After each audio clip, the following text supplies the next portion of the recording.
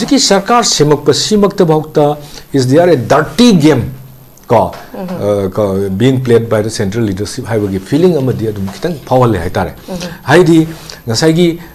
manipur kai dare moi pulle sarkar seminar le nare hai bagi pot amadi le raga seminar ba sarkar seminar ba deputy chief minister ani ni ko adagi le riba kanogi chief minister adagi le riba te minister mayam sigadi moi se khoi gi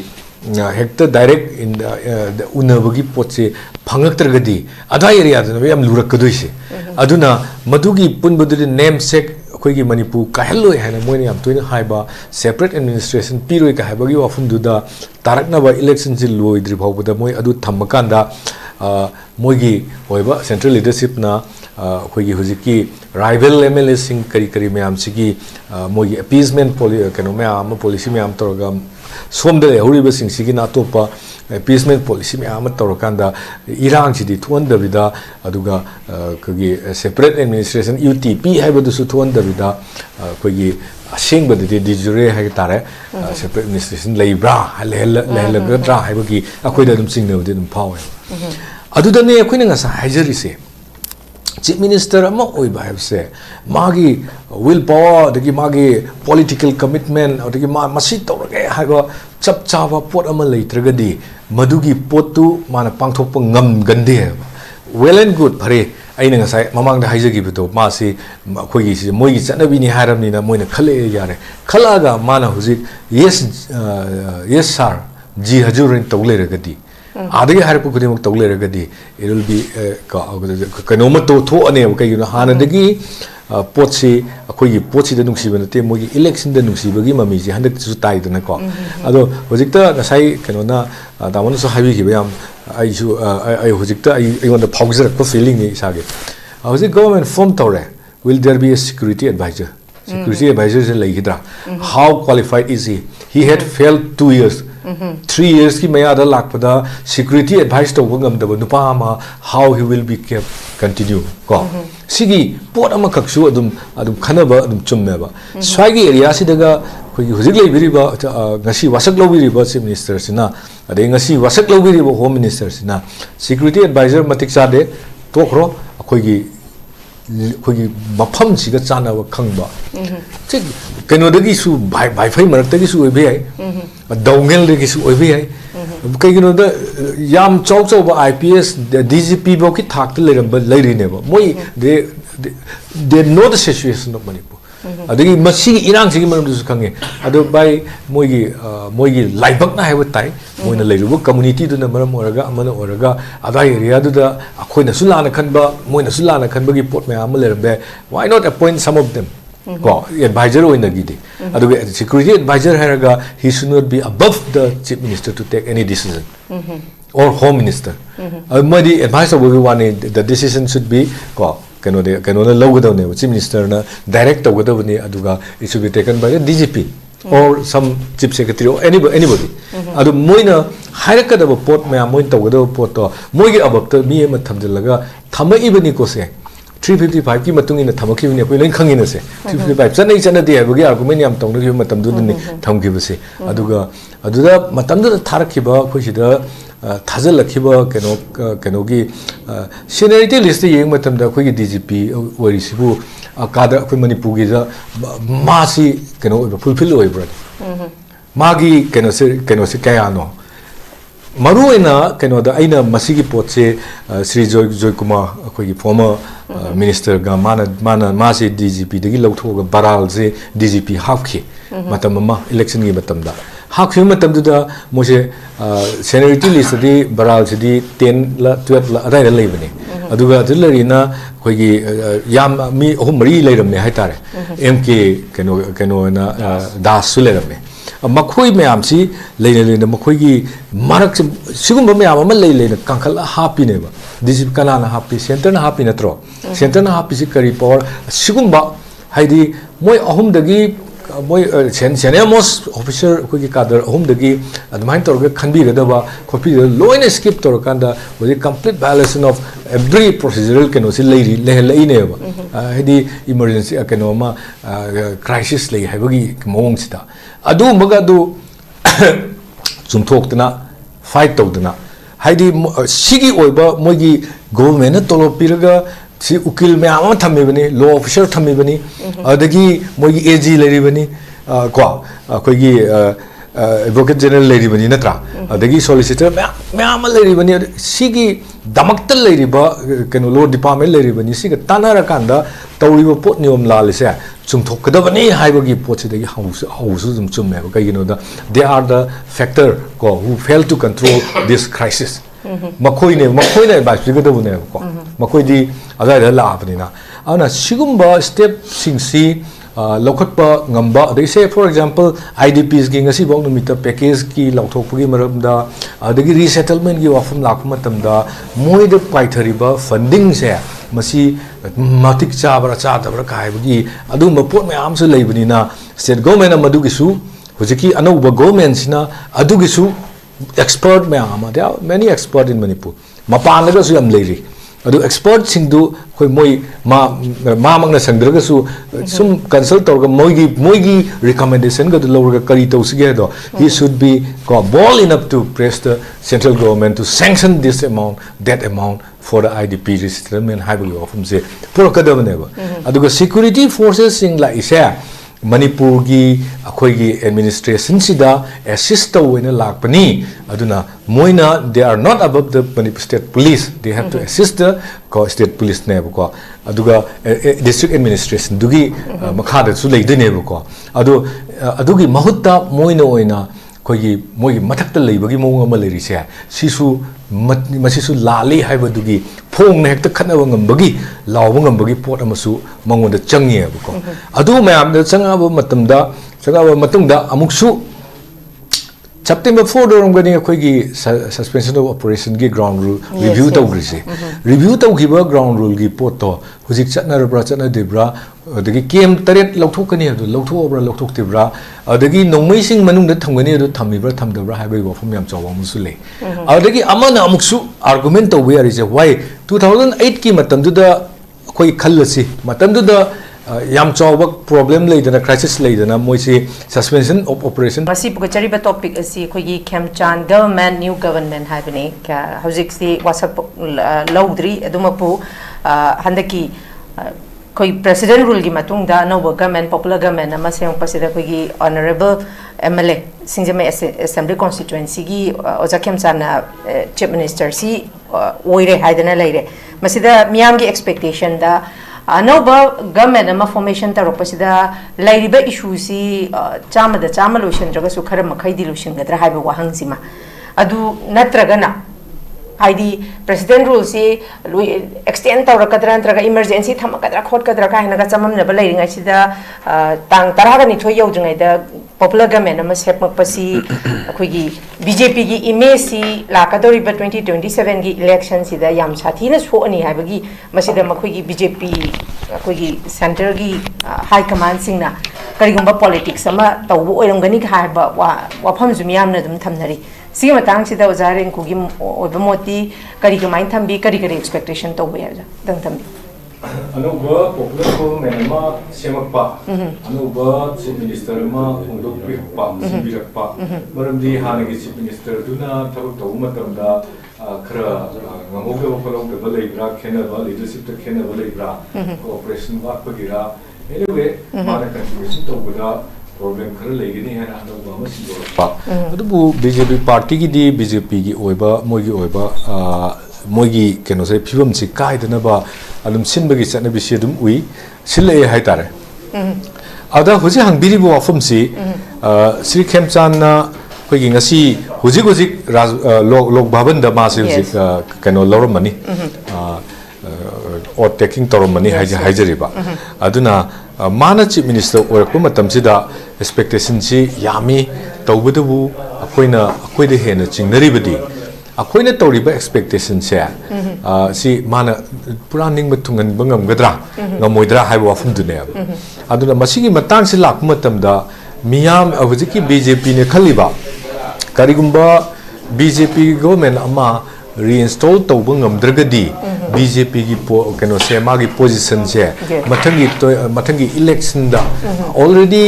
mandated oidana single majority oidana vote phangdana government form tawdana leiramaba aduga magi expansion da even moida Europe NDA ge alliance da 54 candidate phok suraktana leirakhrabane ba adu maina leiri ba pot moigi rotate oire na khanjaba pot ama pura kai gidra kaina BJP sina lead toroga tawbani na BJP gi oiba khoigi government si leiring eda president rule legibni na masi amuk hanjalan ba haibdune baleri se aduna masigi hanjalan matam sida BJP gi kangu da soidana khanarang bani hanjaliba khoi gi government sina khoi gi mathangi lakadoriba election da chawna BJP gi potsi hana mangdhagraba moi the people gi trust sama leirambadu mangraba people khudi makna nakal kaya dagi voice phongdoraga BJP gi potsi da hujik loina target se BJP gi khoi gi center da leiribam di state da leibisi gi asoibani haibagi pot adum lei even during the president rule bhauta khoi gi tha chahi ama gi surak pa matam si bhauta karim ta tawbungam de khoi solution tawbungam porpungam de even peace building gi oiba road map ama bhau yek pungam do puthokpungam de haibagi adu achoba criticism ne leiri se masi kanba ngamna bagi damakta government se form tawra ibra haibagi achoba wang sine mayam na hangnari se adu luribdi kari gi damakta khoi gi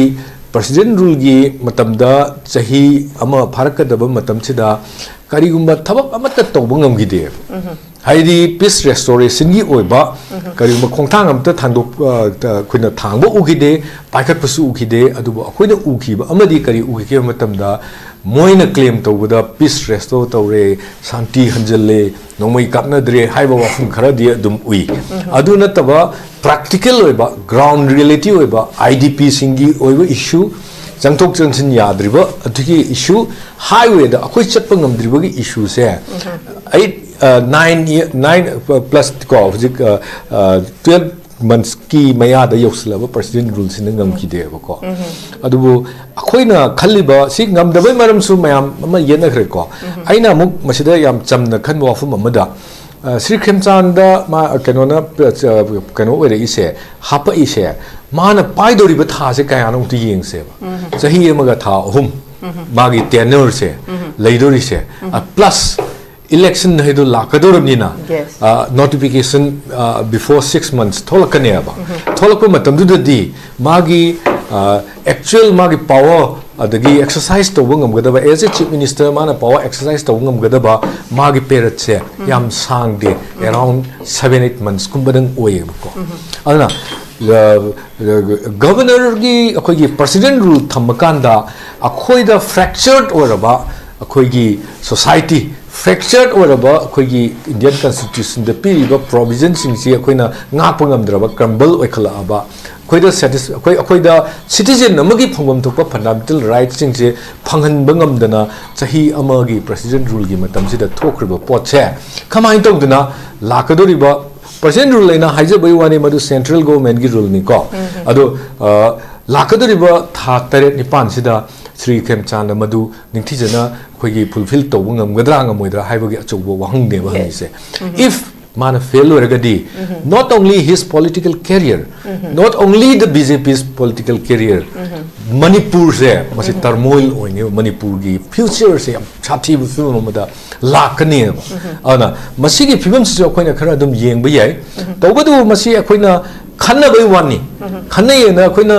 ngangi ba pot thul be se tawrak pa yaba adurigari tawrak pa yaba da hairagadi tawraktana ba kari tawba tai haibadu khanabiu haibagi adune ba khoina pijari ba motse adubu to be precise ai kenosi akhoigi yumnam Khemchand se mayamna yamna public platform da dagi political kenosi da yam kanna achoba akhoigi popularity oiba mi ama oina khoina uraktaba oiragasu he is one of the oldest politician ne ba among this leiriba khoi hujik leiriba kya minister MLA hujiki assembly the MLA origin se masi aina kari gi hajari bano ha matam da 80s gi matam da ma he was in Guwahati magi career se taekwondo oina tholakpani taekwondo gi oza oraga ma Guwahati da matam sanga leramne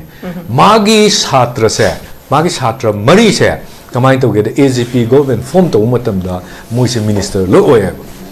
aduga magi political circle se adudagi establish toba horga politics se ma interest toba horkanda it was around 80s late 80s adai ma se politics changak pa hawre se ekoi adu khangjei bu ko mathang sum la kana mana sidal la aga amuk DRPP na koina ma semam se masi magi keno se sakom je ma se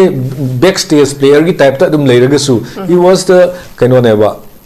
yamna important oiba akogi DRPP sembasi da mi mo oikeba politics se ma phajana experience leibagi mami se adu matam dagi taraga laeba adu he is a peculiar personality ma se ga tawning ngangning ba ngang ba function da wa ngang oina korga su sentence ani hum ka ngang ma ga tokpa kari gi no da ai issue sigi maram da study ai yam kana expert na te aduna sana ba yore pung abo ngange adu sidedi ai si ka ngange kaina like phongbagi ma da ma haram ma ga leba ana his character is very kano ko kayu matam da jagoi shaninge ga ga sadokpa adu su kanoni kanogi wana te madu magi khoi person to person context se khoi interpersonal context se si leina na sem na ba magi politics or musu ai mi khudi maki tongan ba political behavior lei magi attitude lei adugi potu or musu ai aduna a long politician ko yamna matam sang na political experience later aba adubu vote karga kano to budi chahi tam ani mutangai de mane ko adu oiraga su mamanga leiramba sing adugi mana toramba sing duna maram oirkanda ma se hapak pasida akhoina ngasma se sigi posida ngamgadra haibagi khara thajaba su dum thamna dabadi yawbuna te mi khara dim thamnai ba khangba mi khara nati adu luridi ma si manipur dagi ma si leader ne na sakhibra Natragana, it was the choice of the political leaders at Delhi na choose to bra. Adagi mayam yanaraga koi kanosi oresili karigumba koi crisis solution gi haitaragadi a very committed CM adagi interstate koi relationship to understand phajana tauba aduga center gi interference ta madu tawkanu haina mukpangamba manipur gi position lady film se santi por ke haitaragadi akhoi magi oiba tongan ba akhoi center na ga intervene pang tokselakpagi pot mayam do tawrakanu haiba ngamba aduga magi thabuktu ngamnana bo hona ba ngamba mi mo oigadra oiroidra isa so wang amane aba maramdi even the cabinet minister deputy minister chief minister kai kari mayam se all are appointed all are pick and choice by ko poi moigi adugi leader duna neba ara maswai da yaba madilai karigino da BJP hinganing bagi pot ama khakti central BJP de su leibadina BJP na hana tawram da BJP government hai tare BJP led India government sina hana chahi lisang sina chahi ani makhai sida tawram da thawk sing tawrak pada mateng pang kadra hai bagi pot ama le karigino election oriented oibanina election kana na bo hona bada adagi moina tongan ba politics mayam ama torok pi ai aduga hujiksu khoigi kuki gi keno sing sing marak tasu yanadaba mayam tholaktana laiba hujik yengu kuki human rights body amana adagi plus KJ china moi si accept tawde ngasi mak press note thadorakpani mokhoina moi si yade hana aduga kele haina hama masi su de leibra leitabra khangde cross bracket l haina ma yawbuni aduna su moi gi jekna bani haibagi pot ama khak phajana men tana mana kano moi gi si du tholakhreba aduna hariba ani si lokhatlaga se somda yaholaga su cookie gi potse cookie hairoi gi cookie nati moi hoi nemcha kibgen ma cookie ne na claim toram badi ai adubu whereas topa ma laktori se either it may be khauti obe am obe they are not cookie they describe themselves as by fire na to ma le ma se aduna by fire na to budina adu community tungan ba marak ne ba tongkhain ba khoi gi leibe scattered or ba am se dagi elected sing se matik chai na khan ba sing du khala ibra ka haiwa gi pot sule ba aduna swai area se lakpu matam dadi ngasagi magi community sing dugi pot su khara dum yawre aduga santi pambagi pot su puthorokpagi pot me amasu leigre aduna masidai sida Shri Khemchand hapa ise it's a litmus test ne ko haidi ngamdraga BJP manipur amadi akoi kanogi masagi career loidorimni aduga ngamagana magi kano pride oidorini mana ngamba ise center na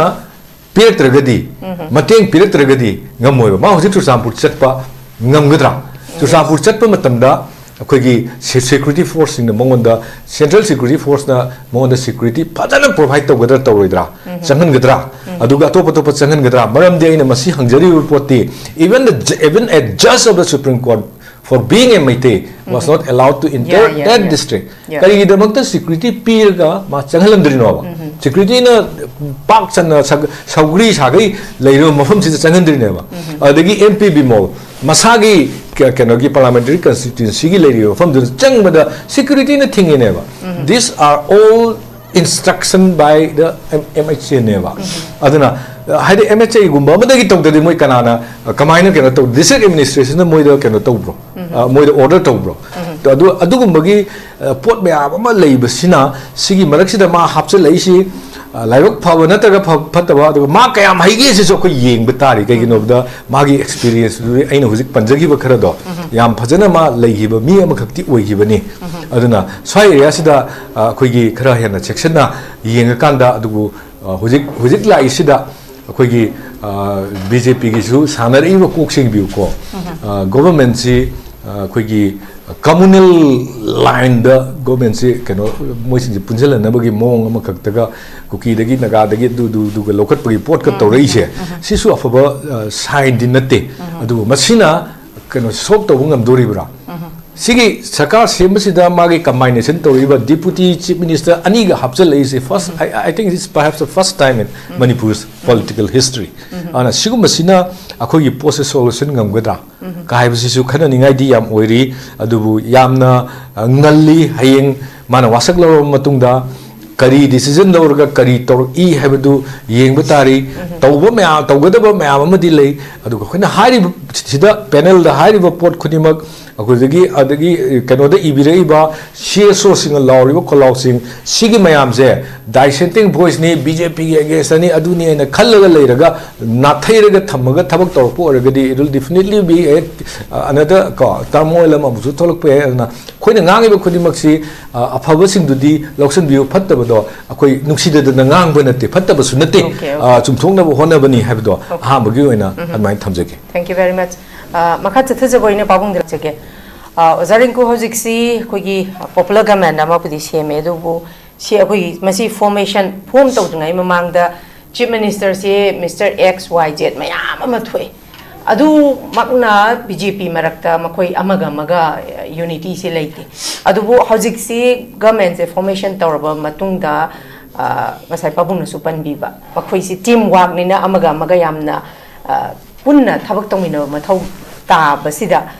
hanagi lagiba malom duna makhoigi mangraba credibility singsi formation anoba government ama formation taropasida hanagi lagriba mangraba credibility si amu reveal to bangamgrada thajaba mangraba thajaba mayam do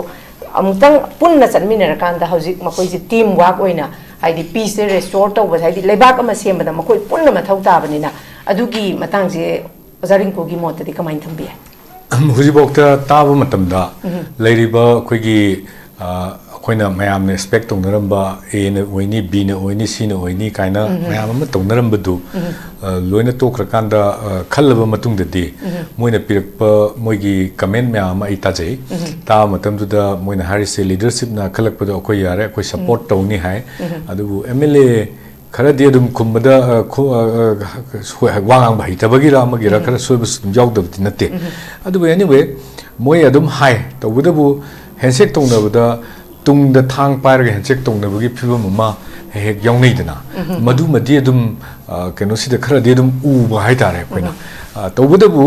phanayamna adu leiragasu masigi potsina masigi hujiki leiriba BJP gi potsina karigumba my partner collective leadership collective thinking amada thabak aduga amaga chungsinaraga tanaraga thabak to bangam taragadi aina hamba mamang da hajagiba it will not sabotage the career of Mr Chief Minister it will also sabotage the career of keno neba kuigi BJP masasu neba aduga plus Manipur neba plus Manipur se kai dorim neba simtang jada aduna makoi punba makoi amaga ꯑꯩꯈꯣꯏꯒꯤ ꯃꯣꯏꯒꯤ ꯏꯒꯣꯒꯤ ꯋꯥꯐꯝꯗꯣ ꯊꯥꯗꯣꯛꯅꯔꯒ ꯑꯩꯈꯣꯏ ꯃꯣꯏ ꯄꯨꯂꯞ ꯆꯠꯃꯤꯟꯅꯕ ꯍꯥꯏꯕꯁꯤꯗꯤ ꯍꯧꯖꯤꯛꯀꯤ ꯀ꯭ꯔꯨꯁꯦꯜ ꯃꯨꯚꯃꯦꯟꯠꯁꯤꯗ ꯌꯥꯝ ꯀꯟꯅ ꯑꯩꯈꯣꯏꯒꯤ ꯗꯔꯀꯥꯔ ꯑꯣꯏꯕ ꯄꯣꯠ ꯑꯃꯈꯛꯅꯦ ꯑꯗꯣ ꯃꯁꯤꯒꯤ ꯄꯣꯠꯁꯤꯃꯛꯁꯨ ꯑꯩꯈꯣꯏꯒꯤ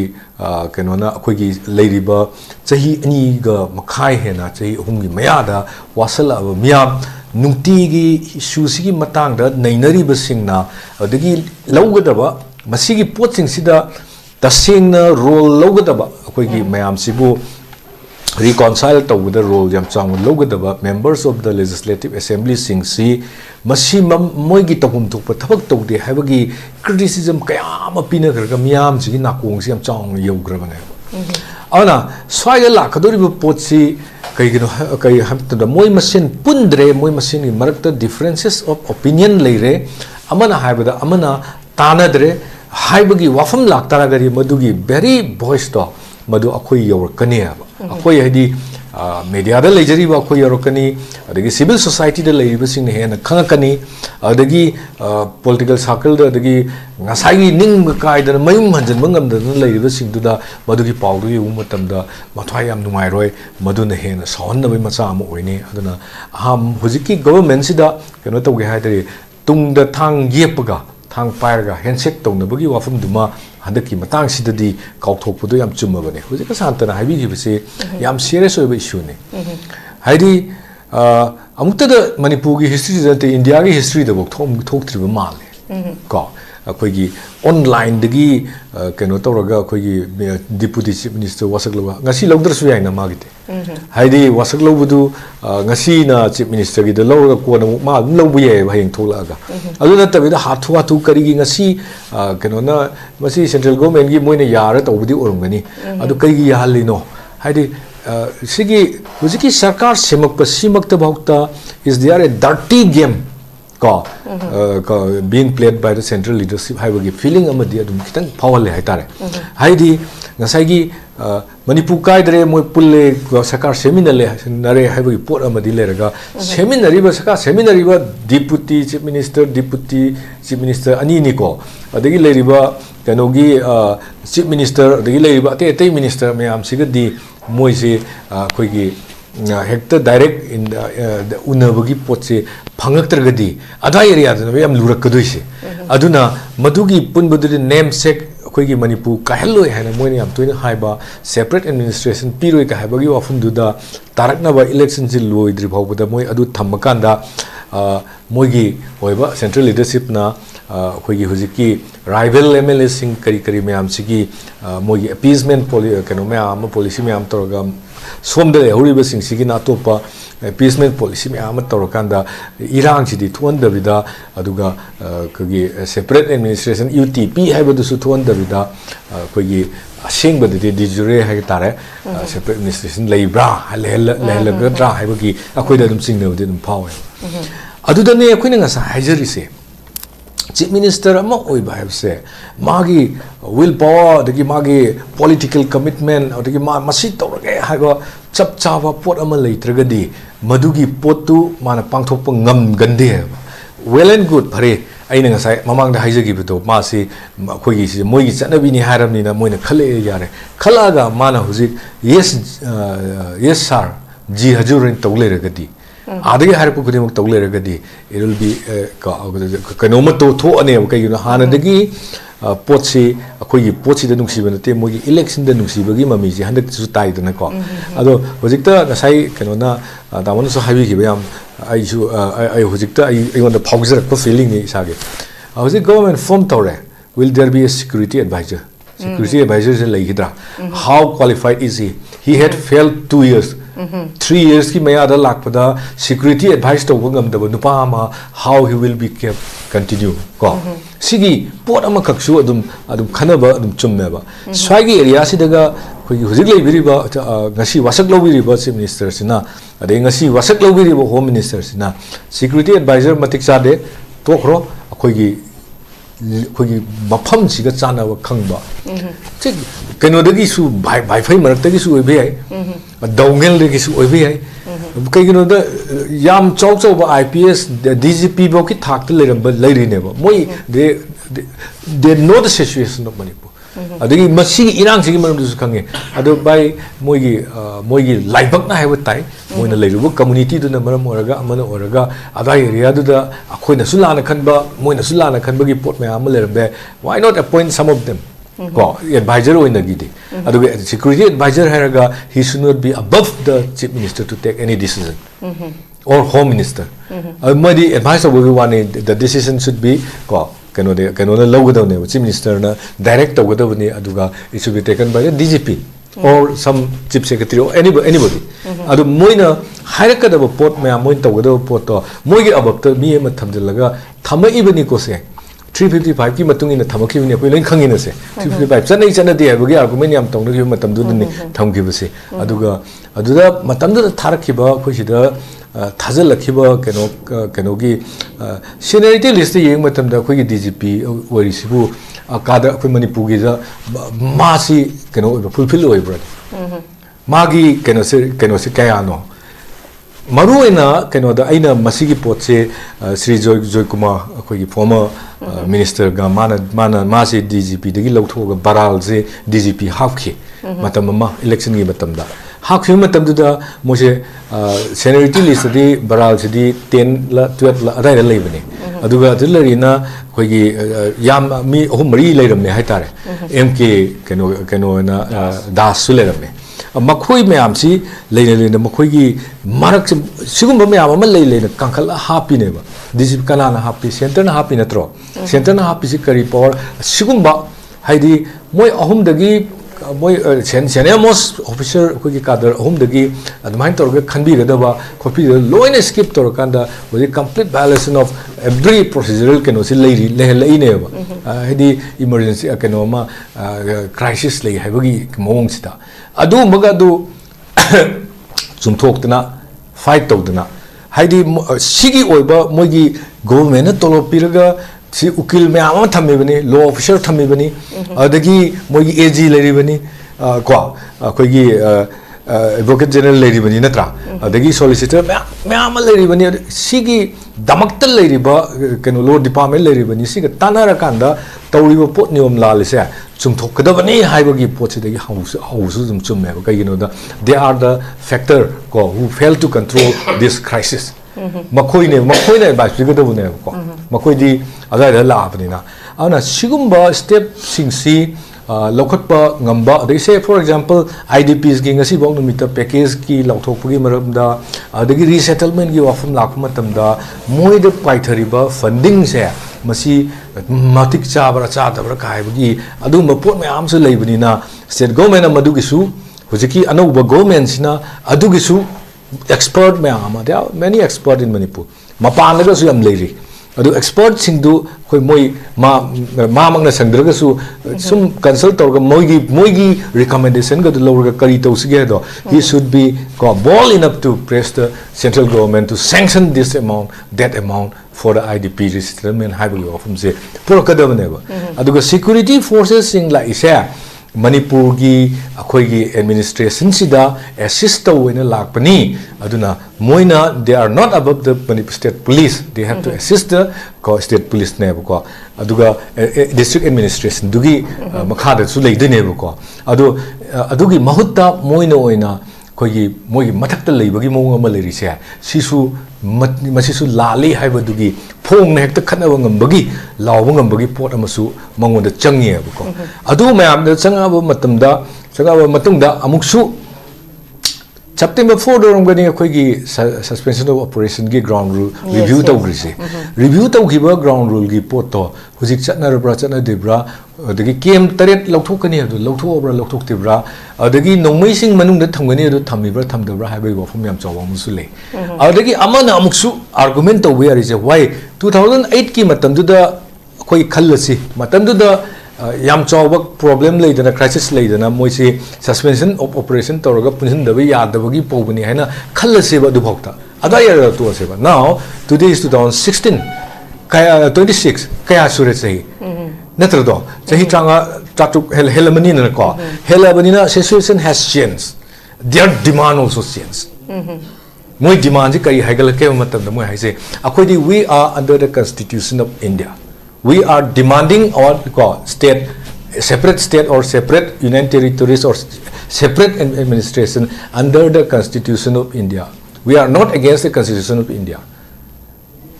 Karamba Constitution India ki karamba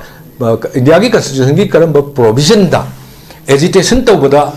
the Constitution ki manung da akoi the piriba Article 19 the piriba hak to da akoi na tambi aba demand tambi matam da nongmai pairaga demand to hai si karamba provision the yaw ge ba hoi atop topa to bududi they are demanding separate sovereign country adu to buni na phare to aseba Telangana da to gibra adagi Chhattisgarh da to gibra democratic demand to we have why not mogi demand change to rae huji mogi wafam na amdu change to rabdina the government new government should be bold enough to khoi masigi maram da argument to thoi adu mogi demand to gesunu to budu Indian Constitution gi manung da leiraga Indian Constitution gi chatlakanda adugi manung da thabak to demand to jabani haiba taragadi their weapon should be loi lakhut kadone moi gi weapon do moi de no pai gi adhikar kari hak lege ba karim provision de piri ge ba adugumba pot singdu argument to ba yam kana changi kari gino da akoi loinam na khangi se akoi gi crisis se kadai de hogi matam da sugi ori leiri ba moi gi kadar sing sina masidagi thokhi bani ha sumasu akoi na khangadom ne ba because they are the men behind the poppy cultivation aidi masi ai khaktan hai banati mayam amana hai kai gino the moi lei from sing da they are the men collecting taxes from the chiefs ko village chief poppy cultivation to holaga chat to ga bugi adai moi na protection pi bagi wari single mayam am lei dina ko sigumba pot mayam sigi horak pham oiba pot tu gi pot to matam du matam du moi na sign to na ma du tawi to de ai adu de argument na te ko ina lai se and had time is sense no sahi am khale aduna hujika moi demand ju change to re adu moi demand change to na demand du gi matung ina moi gi to to ba le dem be moi organization legislation nu kasu kai de demand to just no democracy ni towning the demand to we adu gi cannot to we not violent not with SLR not with AK-47 adu kadu gi lokhatri no masi lokhat na bagi namakta akoi gi kanu sinasu anau chief minister na adu ma bold statement lokhat pa change ba adu gi matam du khakta da IDP mayam ama Chusampur da sidagi chielaga leikriba ning makai dana leiriba moigi frontal sing na organization sing na lupa lising hum lobi gi haibagi issue leiriba hana mam thokpa ngamam dabani hana khoi di bisa ko ki do Chusampur da leiriba IDP ko digi Kangkopi da leiriba IDP sing sibu kayam nungai na leigebo moida khoi gi di hana belly da lerise many kano ki khoi sando gi organization leiri maam leirusina chatlaga noi kari phangdri kari wali haibasi government da masi pursue to lai moi adugi plus khabar da happy Chusampur gi IDP scam sigre je khoi masi gi pot se khoi khabar da export ngasi bok ta ha par ba na dana sigi ba cha hen dana sigi ba ko lying video gi sigi ba ko yam yauri ba so adu IDP condition sing du moina oina khudung chaba lo leirabra hen hairi akoi gi di RTA tawraga adi IDP gi thum supply to the lak kuntra mari gi tawrame habra keno adu bo puthong raktana maduga du ta dum tawna rakhini ko adu bu moi gi di adu di la question bo to ya da bagi nongoi sindon da noi maitai wari sanadi ya sanaba ya de ha gi pot leiri sing se masi control to budi only after they control the suspension of operation the leiri me am sine ba adu har kani su the let ba kadar me am le and those cadres ko not under sues are also the proxy element of the sue sooner the way my proxy thado ine ba se lan jil loidana ba ina tawri ne ba paisa de moi collect tawri ne ba aduna aina WhatsApp group amada moi gi soidana ai se hapchalak pa haitare kana moi mi amana hapchalak ko moi de khanara mi se kamai to crore 30 maina noi lokthokre adai crore manga da akoi pi gi noi pi de moi masengi marak ta paisa se acho moi gi keno me am duna loina paisa se am chauna kanaraga moi gi mi khara sina leiri ba adugi paisa do ai hujibo dum collection tarongini na khali adugi mayam duna mission sing di tora tu ge wai hujik se mission gi voice thopung ngam driba hujik ki khulai pa khara se moi control to changi content to changi aduna masigi voice